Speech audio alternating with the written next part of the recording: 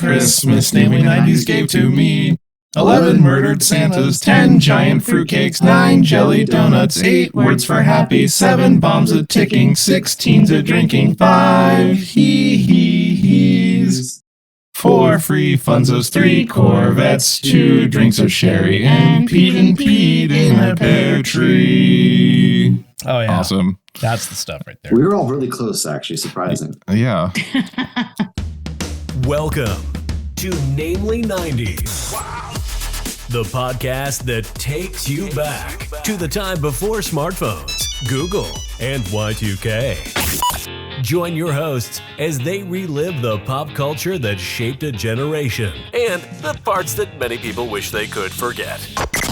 Listen in to the conversation about how the decade defined those who spent their childhood there and how it shaped them as adults. So, turn down the grunge and dial up the internet. Let's get started. It's time for Namely 90s. That's right. You're listening to Namely 90s. My name's Andrew, and over there's Brandon. That's me. You can find us online at namely90s.com or on Instagram and Bluesky at namely90s with a 90s and namely90s.bsky.social. Find us on YouTube at youtube.com/@namely90s and on Patreon at patreon.com/namely90s.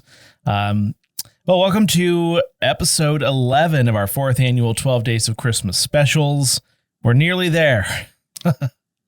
Almost done. And we're excited to welcome back another returning guest. We have Matt and Lauren from the Hops Geek News podcast. Welcome back to the show, guys. Thanks for having us. Yeah. Happy New Year. Or New Year's Eve. Happy New Year's Eve. Yeah. Soon to be a new year, same us. Yeah. Well, I'm trying to determine the utility of New Year's Day as a holiday, because it seems like the eve is really where people like stuff happens. You know, I guess you have brunch the next day. Plenty of stuff happens. You sleep on the couch all day. Hangover brunch. Yeah, hangover for sure. Some people make black-eyed peas. We take the Christmas stuff down. It's a sad You're day. paying for the sins of last year. See, to me, it's a non-holiday because the industry I'm in, we work holidays. So it just feels like another day to work extra hard. It's really lovely. Well, everybody else is posting how much fun they're having. Yeah, and how hungover they are / how much brunch they're eating. Yeah. It's good times. Good times. Well, anyway, what's been up with you guys? What's new? Nothing. We're both on the East Coast now. New at all. Yeah, I mean, we're both on the East Coast now, so no more. Okay. You know, that's why we appreciate you guys doing weird recording times with us. But yeah, we're both East Coast kids, and other than that, man, geez. It's been a year. We've had quite a bit going on in the past year. When this episode comes out, we actually hit episode 200. Same time. That's awesome. Very nice. Congratulations. So that's it. Let's see. You have at the time of recording, you have an episode on Violent Night coming out tomorrow, I think. Yep. We do. Yes. And you've been pushing some holiday themed episodes this month, and you did Home Alone 1 and 2. Yes. You know what's funny? Big on Halloween and Christmas. Starting off with the 11 murdered Santas fit in with our Christmas theme this year, because it seems like all of our Christmas theme had to do with like folk tales of stealing children or rap battles with horses, and then like murder and Christmas murder, and so it was perfect. Yeah, we did a little bit of Christmas horror in our Violent Night one too, and we did a whole one on Christmas monsters, but not Krampus, because we did Krampus last year. But there's a lot of Christmas monsters that don't get their day in the sun like Krampus does. Yeah. I haven't listened to that episode yet. What other Christmas monsters are out there other than there's Krampus? A horse that you have to rap battle with. Is the one thing that sticks out to me. And there's one like That's Christmas amazing. monster that shows up, and you have to like jumps on your back, and you have to carry it all through town until sunrise. It's just like bizarre stuff like this. There's Christmas zombies, I think, from Iceland too. Huh. Yeah, and there's Gryla and her like naughty children called Yule Lads, and they all do random things like steal milk or take your candles away and just weird things. So weird. We talked about some of the origin about like how some of them were created to basically scare kids so they wouldn't like go out into the snow in the winter when there's no electricity and, die of frostbite or of, animal attacks or something. So it was like there was some logic to it, but it was still extreme and probably gave all those kids PTSD. But it was very interesting to go into, and I was really surprised that Gryla doesn't have more recognition like Krampus does. But I feel like Krampus has only gotten really popular in the last few years, that all these Krampus fests are popping up, which I think is awesome. I love it. I'm all for Halloween and Christmas. Yeah, you definitely need a movie about you, or you need like 3 movies about you before you enter like these like guys pop culture of Christmas horror, right? Yeah. Well, if anyone, I know Brandon's a fan of The Office, but that would be like Belschnickel. Dwight's like, we talked about Belschnickel when we did the Krampus one last year. But I found some Icelandic movies about Gryla, but they're, you got to make the Americanized versions, I guess, the horrible horror movies to get recognition over here. Yeah. I'm sure they'll fit it in between Winnie the Pooh 2 and no. I refuse to watch that Five movie. Nights at Freddy's. Yeah. I know what I'm adding to my holiday podcast listening while I go out Christmas shopping, and nothing says welcome to Costco quite like trolls and Christmas monsters. Awesome. Also, you're, out of all of our guests, you seem to be the most active on social media. You're very diligent about posting to Twitter. That's all, Matt. I was going to ask which one of you just is the ramblings the platform formerly known as Twitter. Yes. Still Twitter. We're going down with the ship, other man. thing. No lifeboats for us. I think Twitter's the only thing I have zero access to because I would just get overwhelmed. I don't know how he keeps up with it. But he does a really good job. It's impressive. Like between my 2 posts a week, I see like, oh, here's 20 to 40 updates from Hops Geek News. And yeah, also I appreciated you defending the Marvels because I enjoyed that. Yeah, I thought it was a great movie. It was a really good movie. I really enjoyed that one, man. This is just a lot of hate, which doesn't need to be because it was perfectly fine. If this was like a phase 1 Marvel movie, everybody would have loved it. So, oh yeah. I also heard it got cut down to the 90 minutes, so it would have been even better. Yeah, possibly. Question mark. This is the problem with entering a space where the bar is low, though, because it's like easy to enter, but then you have to continually raise the bar to the point where the bar can be raised no further, and then no one's happy. Yeah. You're at the ceiling and you're hitting the ceiling. It's like, we can't go anywhere. Right. It's like nothing's been good since Endgame. That's not true at all. It just hasn't been Endgame level because you can't do that every movie. Or else you would actually get fatigued. But yeah. That is a question. Do you believe that there is this superhero fatigue, since that's the new buzzword that all the main news outlets like to blame on low performance? I think it's to each their own. I personally don't have superhero fatigue. I feel like since Endgame, we've seen so many different versions, from WandaVision to Moon Knight to Werewolf by Night to the Guardians Holiday Special, the Marvels, like all of these have been such different projects. And I've truly enjoyed all of them. And I think one of my favorite things about the Marvels was they finally are starting to weave things back together. So that's been my one issue is I feel like they've been branching out, got Loki in my head, branching out a little too much. So it's nice to see them kind of weaving things back together and not, losing control of it. Like, I always think of like the show Heroes. Like they just, once they started time traveling, they just lost all sense of control of the show and it just took a nosedive. And I know the writer's strike was big on that, but I have no fatigue. But again, to each their own. I feel like they've really had enough diversity in it with the storylines and everything that I'm all for it. My contention has been that the diehard people are fine. It's middle America, so to speak, that's fatiguing a bit. Which, that's bound to happen when you're in like 40 movies into a series, right? It's just kind of one of those things. And I also think at a certain point of it is like maybe there's a lack of patience. Because I think to some people, it's like the whole build up to Endgame. You started in 2008 and it was done in 10 years. We're not necessarily going to have this done in 10 years between, all sorts of things that are going on and whatnot. But it's I think it is to each their own. Some people, they found like hey, that was our Super Bowl win. And after you win the Super Bowl, how many teams do you see come out and be flat the next year? It's just kind of one of those things, I think. Oh, and that's another thing. Like if a sports franchise isn't doing well, you don't get we don't get Mariners fatigue, Andrew, right? Like we don't. Yeah, I mean, but when you're that bad for that long, it becomes a way of life. Like fair. There's always next year. But I liked in the Marvels, there was a moment where I was like, oh my God, this does all weave back together. And like the multiverse saga finally made sense to me in terms of like a cohesiveness. But yeah, you mentioned Loki and Tree. You did an episode recapping season 2, right? Or like discussing season 2.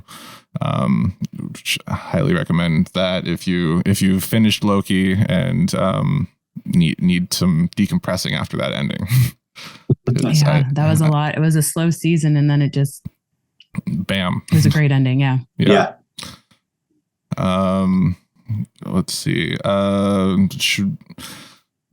Should we get on to what we brought you here for, or do you want to talk about some interviews that you had this year, or we did have some pretty good interviews we could drop real quick. We did. Before we get into the 90s nostalgia. God, we did. We talked with Christian Ward, who's currently doing Batman City of Madness. We did, Jackson Lansing, Derek Robertson, Colin Kelly. Derek Robinson, who was co-creator of The Boys. Jackson Lansing, Colin Kelly, who are writing Thunderbolts right now, which is probably going to go on to be the MCU's Thunderbolts if the way it's looking. We did Josh Trujillo, who wrote Blue Beetle. God, man, we talked to Jeff Johns. Jeff Johns. Yeah, we got to sit down with Jeff Johns and Jason Fabik as well and talk to them about Ghost Machine, which is coming out. And yeah, we actually, it was a fun year. Yeah. You made some major star power. I mean, again, that's all Matt. He pulls these in. I'm like, I'm sorry, who's coming on? That's awesome. The guy who I see at the end of every The Boys episode's name? Yes. Okay.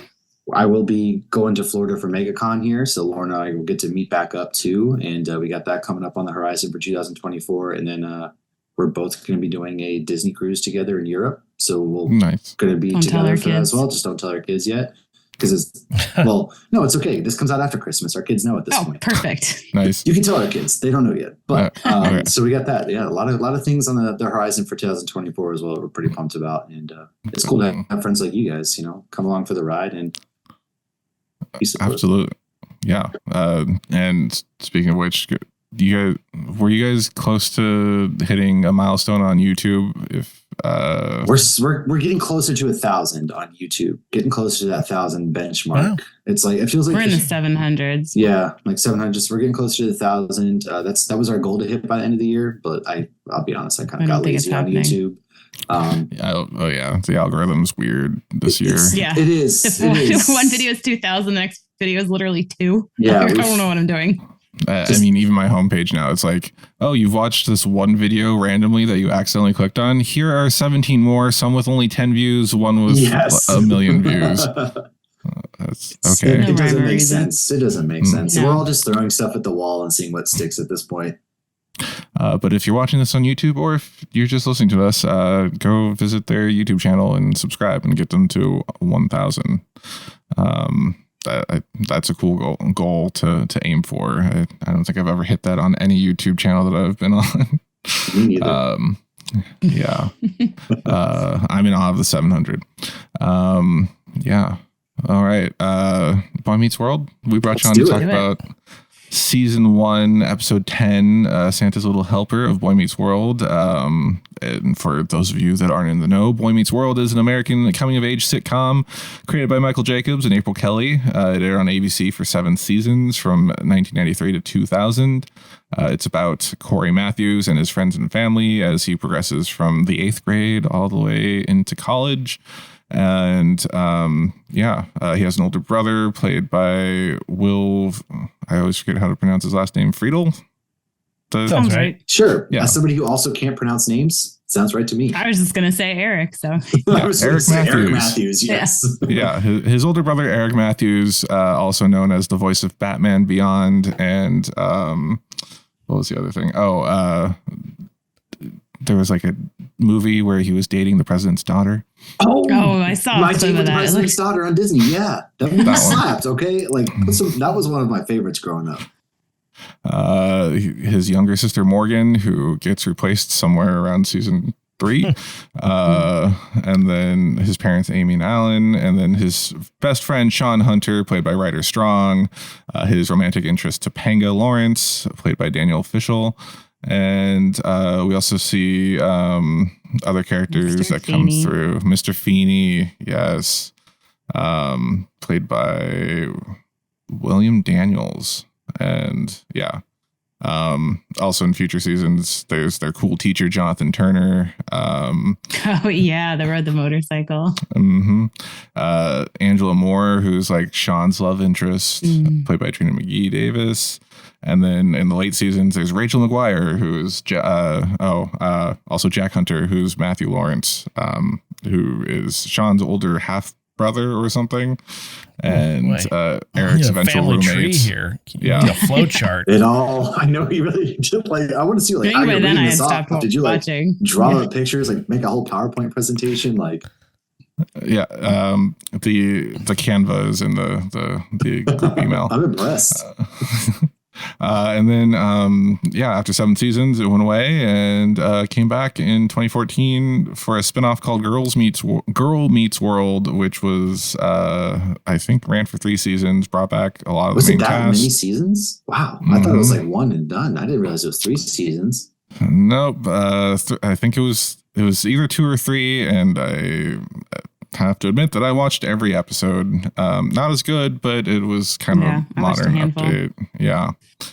Let's see. The first season they started out as 8th graders, and they moved to high school where Mr. Feeney becomes the principal, to go through 4 years there, then 2 years of college, which somehow equals 7. 7 seasons. And Didn't they say in this episode that they were in the 6th Yeah, it grade? was 6th though? grade. Oh, was it 6th grade? It was Oh, So they 6th like grade, yeah. they jumped. My bad. First of all, and they didn't look old enough for Yep, 6th grade. it either, is. which I know, because Yeah. they look like babies in this. I forgot how little, especially Corey Matthews looked. He was a pipsqueak. Yeah, I This forgot is going how to be young they were. embarrassing, but I learned today that it was played by Ben Savage, and I was like, this person appears to be related to Fred Savage. And then I looked up IMDb, and I was like, wow, I'm an idiot. Well, this explains everything. Yeah. I genuinely thought you knew that.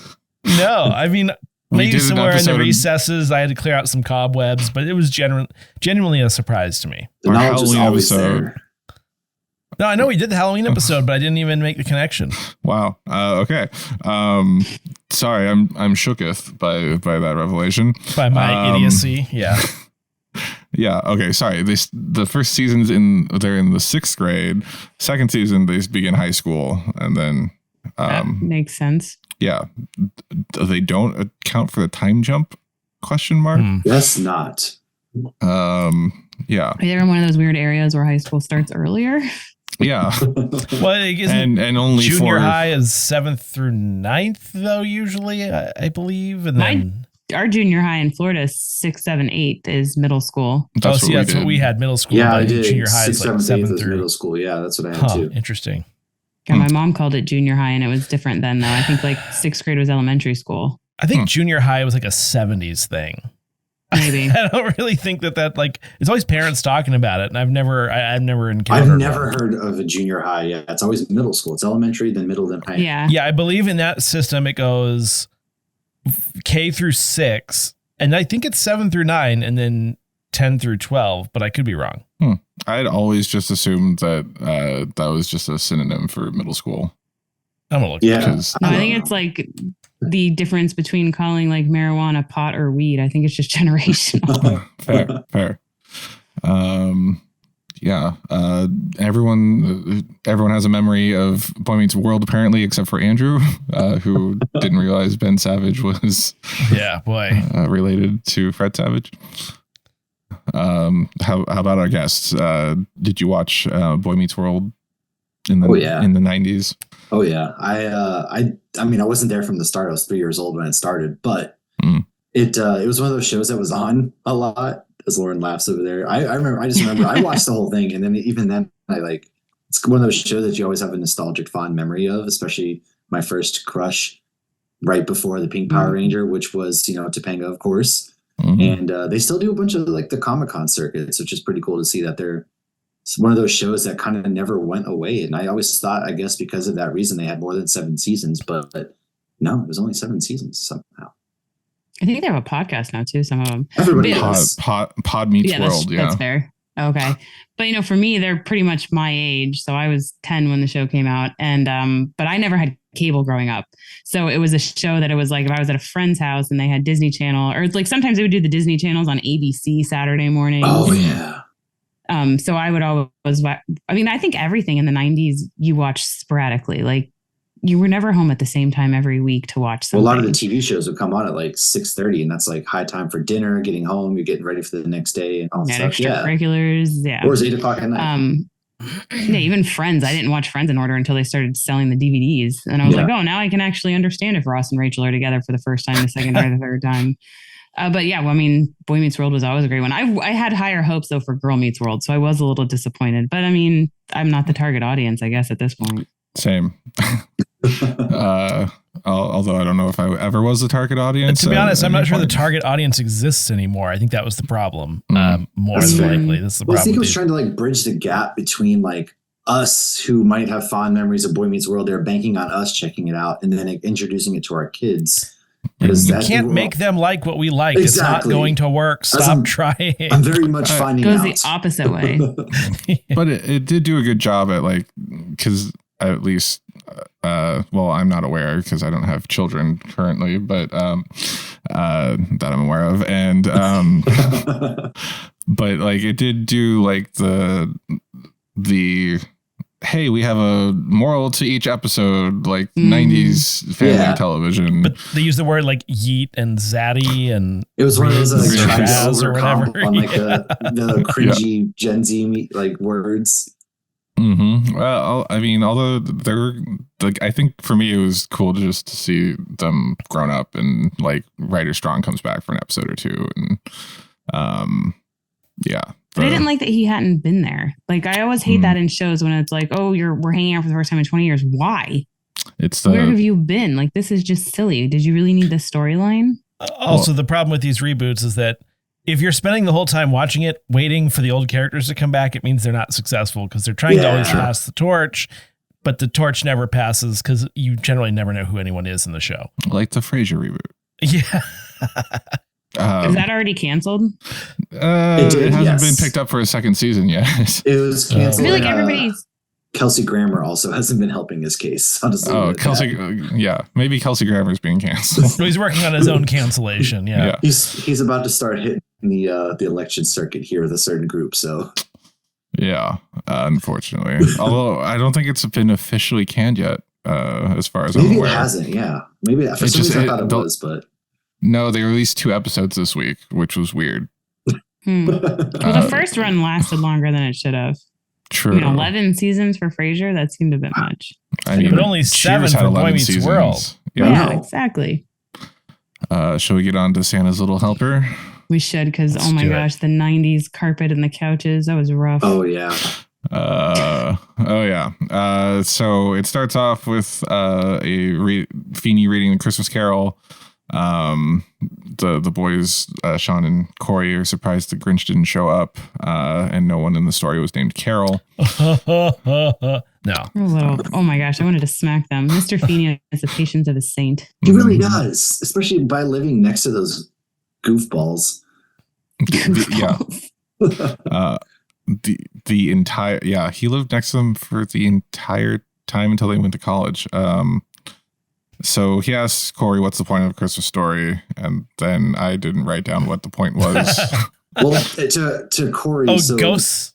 Yeah, ghosts take you on adventures if you misbehave or something. Essentially, if you're a jerk.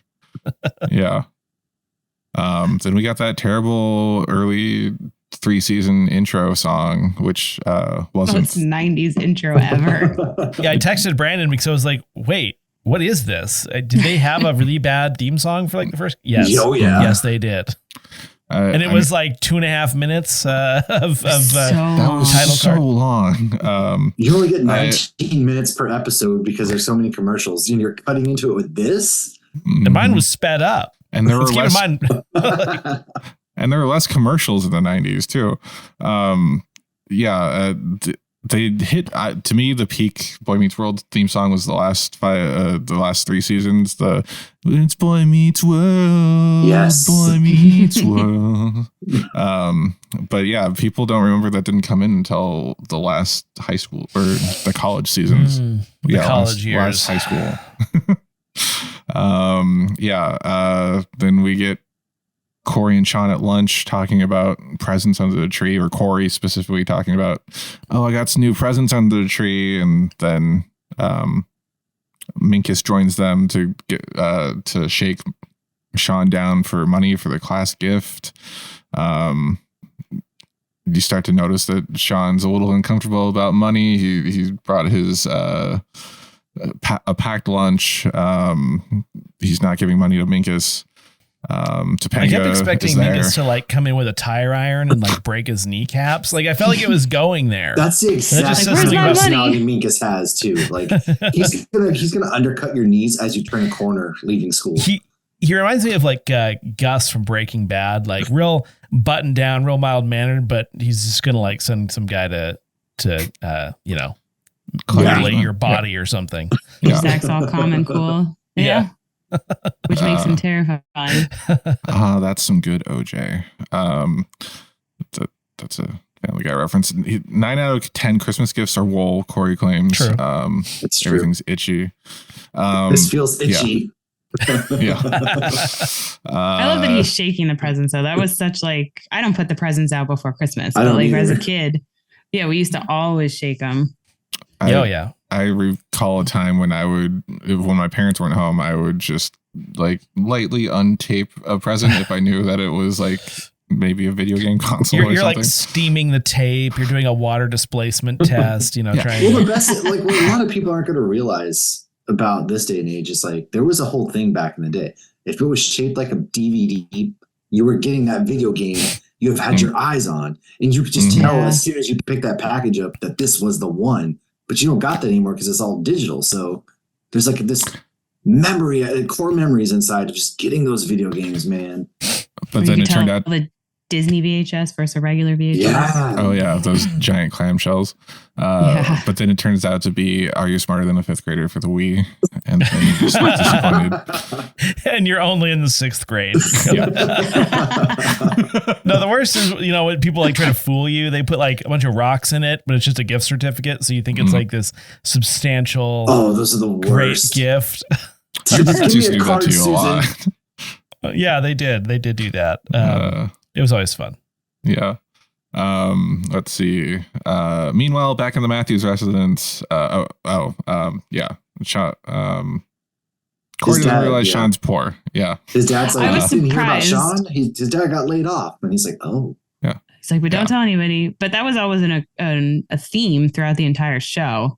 So I was surprised. I was like, oh, I didn't realize this didn't happen until season 10 or episode 10. Yeah. And so Corey wants to give Sean a basketball. B plot check-in. Morgan killed Santa. Yes. I would call that the C plot personally, but What's the B plot? I feel like that. There's another plot. Okay, no, sorry. I feel like, well, maybe not. Okay, I'll give it the B You're plot. giving a rank of C, but I think there's no B plot. Minkus is kind of like a C plot, a light C mob plot. boss mentality is like a light B plot. Yeah. Yeah, Minkus shaking them down for their money is like, the even though B-plot. it's tied to the A plot, it's still a little bit, anyway. So Morgan went to see Santa. Santa had a heart attack while she sat on him. The tall elf, the evil elf there, called her a demon child, and then Morgan locks herself in the bathroom. The guy that got kicked out of the mob or wants to be in the mob. That elf who just who straight from Brooklyn shows up at their doorstep of all places. Like, first of all, how did you with find like her out where they $10? lived? Yeah. Yeah. It was $5. Like, here's your $5 from Santa back. It's like, first of all, sir, how did you find us? It's a little weird. Yeah, he just drove home behind them the entire time and waited outside for the perfect timing to knock on the door and scare Morgan. Still in full elf costume. And that Brooklyn accent, like that was weird. I know I railed on child actors last time we recorded, but this just the whole She's like terrible screaming and running from the door, like it's just not good. And I don't blame her, but it's just not good. You can see why she got recast. Yeah. Let's see. And then so Corey tries to give Sean his basketball. Sean gets defensive because Corey was being kind of a douche about it. It's like, thank me. And holier than thou, maybe. He was like, that was my best gift. Like, first off, your best gift is a basketball. Like, buddy, maybe you're not doing so hot either. Yeah. Yeah, you do have two other siblings to compete with for gifts. And then Mr. Feeney watches us all because he's, we used to have neighbors. Andrew and I had neighbors that didn't have kids, and they're a little bit older. Were they? I don't know. They seemed old to us. Older. So it was like we would always get in trouble for going on their lawn to pick up a baseball or something, and how Mr. Feeney put up with the Matthews family just being in his backyard all the time. I'm surprised he didn't build a fence to resemble Wilson's from Home Improvement. I feel like that would have been the first thing I did after these kids start to annoy me on like the third day. Sean's over there or something like that. Yeah, and he's also gone through this with Eric. True. My contention, by the way, is if you don't want kids in your lawn, don't buy a house with a lot of cul-de-sac frontage 3 blocks from an elementary school. Also true. Also true. Just gonna throw that out there. One of them died. I don't know if they're both dead now. I don't know. That's too bad. That's too bad. Lord. Best response. Lordy. That's too bad. I mean, they were still our neighbors. Anyway, he ended up actually. The dude ended up being nice later, and he's the one who died. Oh, that's That was always the vibe, wasn't it? So back in class, Sean left. Mr. Feeney set Corey straight? ? Because he tells Corey something like, "Friendship is the real gift." Yeah, he was like, "You're doing it looking to be thanked. You weren't doing it for the right reasons. You were, being a friend is really what he needs." Blah blah blah. Yeah. Mr. Feeney nailed it. He did. And then Minkus shows up at lunch and goes, "Where's my money? $5, man. Put that shit money, in bitch. my hand." If that money doesn't show, then you owe me. A jungle love. This is all going over Andrew's head. This marks a lot of the episode. All of the Marvel stuff was like a foreign language to me. I don't even know. I don't think Andrew's never seen a Kevin Clerks Smith movie. Yeah. But I got to visit Quick Stop about a month ago. It was really cool. The official location, or like the actual shooting location. Oh, Lauren just gave me the best awesome. idea. Since we'll be driving, I tried to sell some weed, but didn't work. That's awesome. Let's see. So Eric wasn't stupid. That surprised me. I think he gets dumber as the series goes on. What did Eric do that made you think that he wasn't stupid? Completely forgot. He just wasn't over the top ridiculous. Okay. He was just like trying to help get his sister out. He was being a goofball. Doofus. Yeah, but he wasn't being a complete moron. It's interesting with a lot of these comedies back in the day. It was like you see these characters in the pilot in season 1, and they're like, "Oh, people liked this person doing it. Make Karen from Will and Grace's voice more high pitched. Make this person, dumber." And like they just like push and push and push to where these characters don't even resemble themselves when you go back to the beginning and rewatch it. Like Kevin from The Office isn't that stupid at the beginning. He's just really boring. Right. Yeah. But that's a good character development. Sure. But I don't believe that he became stupider over the, first 2 seasons. Just, you notice these things when you go back to the beginning, though. It's very true. I mean, Mindy Kaling's character is also. Oh, yeah. She changes drastically. Yeah. She's like reserved and quiet and like nicely dressed in the first episode, which is super weird. Mm-hmm. And then immediately, oh my God, I love Ryan. Let's see. So Corey pays off Sean's debts to Minkus. That's not exactly what happened, but Minkus is like, your name's not going to be on the card because I'm a stuck-up prick.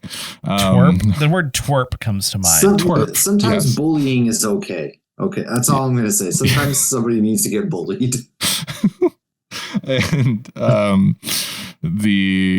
so Corey comes over, pays off his debt, pays the $5 that Corey originally had saved up for a month to get his $5 because apparently money meant something back in the early 90s. And and he's like, I owed Sean this money, but here you go. That's why you couldn't pay you. And so you're the deadbeat. Yeah. He called Sean a deadbeat. Sean's like, maybe I am a deadbeat, and storms off. And Corey becomes the deadbeat. And then they give Mr. Feeney his $75 dictionary. Yeah, thank you for doing that math, because you're right. Like when you look at the arrangement of the desks, there are 12 to 15 kids in this class. I'm reading Brandon's notes. But like, even in our classes, I feel like it was more like 22 to 24 kids. And I'm like, $100 dictionary? This kid's clearly embezzling the money too, by the way. Yeah. Minkus has like a whole entire hedge fund going on. Okay, let's not pretend this man isn't taking money off the top. Fair.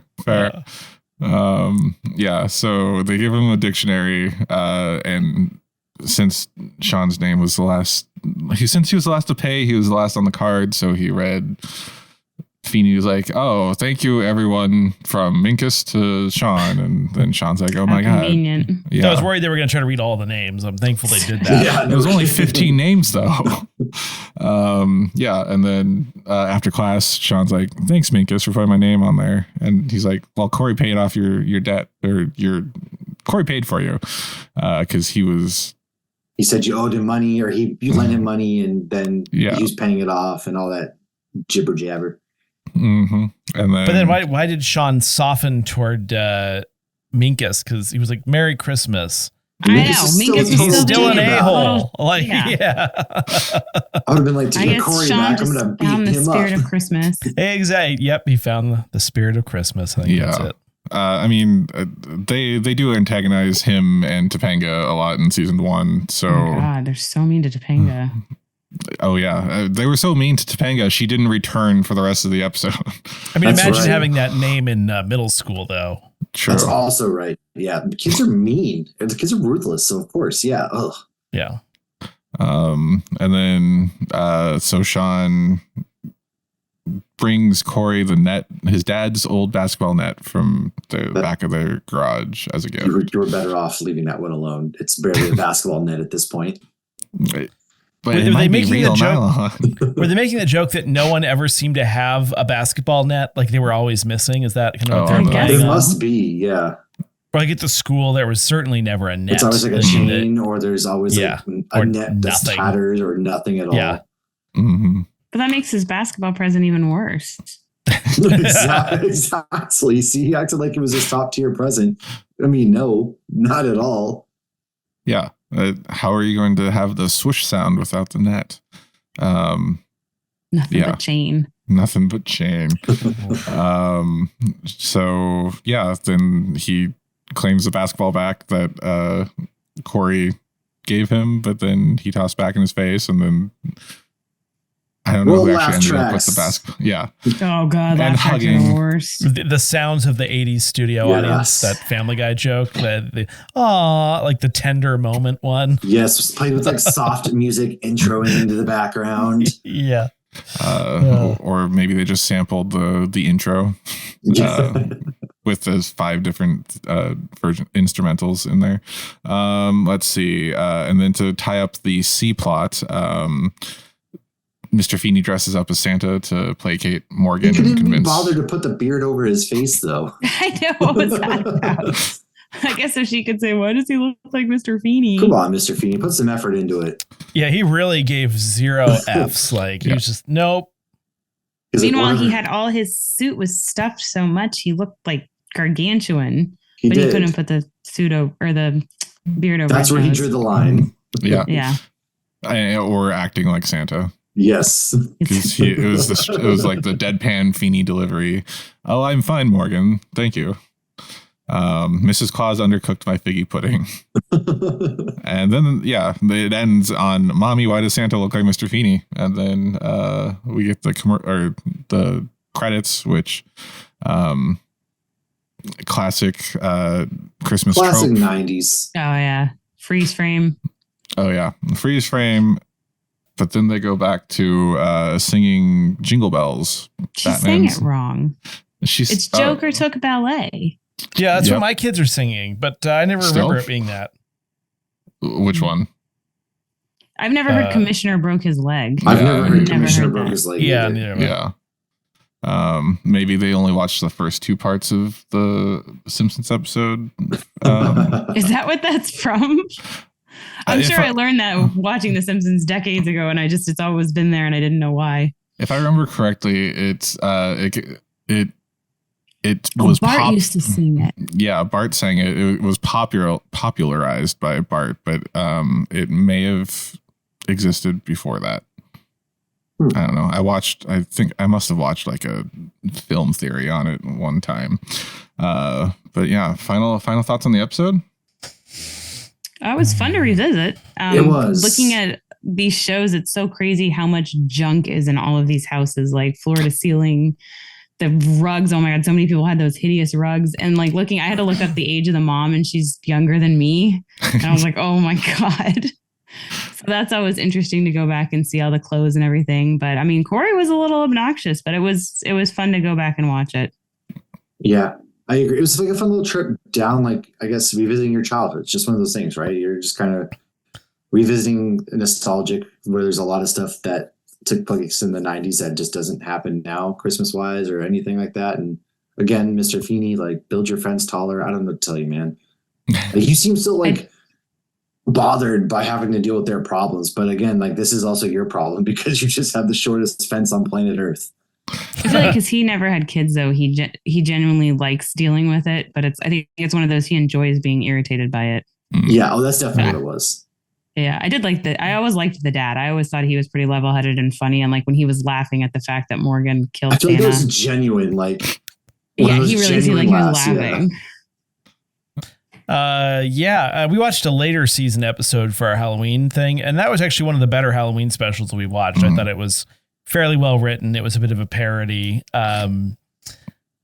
I think the first few seasons should just remain nostalgic to me. I don't have any desire to but that's true of most shows. A lot of early seasons are kind of rough. So yeah, I don't know. It's all right. Yeah, I mean, I agree. The specifically the first season of Boy Meets World is so different from the rest of the series just because of the age difference and themes. But it was a touching episode, honestly. Like, you know, best friends looking out for each other, and even though they didn't get it right on the first shake, eventually Corey got over himself, and Sean kind of softened up, and yeah, it was bonded nice. Together over a mutual hate of Minkus. That's always important. Yeah, they took him out and threw him in the river. And that's it for this holiday edition of Namely 90s. Tune in tomorrow for the final episode of our 4th annual 12 Days of Christmas specials. And thank you again to Matt and Lauren of Hops Geek News. Can you tell our listeners where to find you? Yeah, no, firstly, thanks for having us back on again for the second year in a row, man. This is always fun because it makes us revisit the old stuff that we better than The Nanny too. It was. Yes, it was. But you can find us just Hops Geek News, man. Search us there. We're on YouTube, we're on Twitter, Instagram, TikTok, even. Lord help us. And we're all over the place there. If you just search us Hops Geek News, you'll find us. Our podcasting platform, same name. So yeah, this was fun. Thanks, guys. Yeah, thank you. And as always, you can find us online at on Instagram, Bluesky, and YouTube at Namely90s with 90s, and tell us how your holidays are going.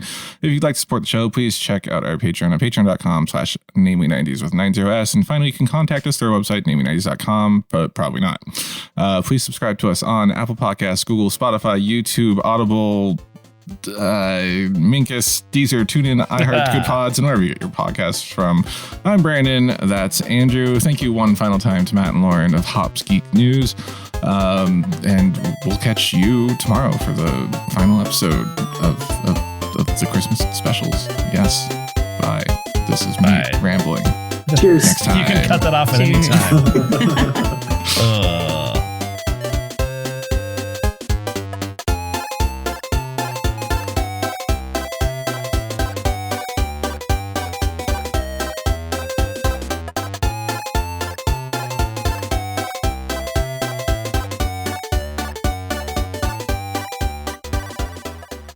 No, seriously, guys. Thanks for having us back on. Yeah.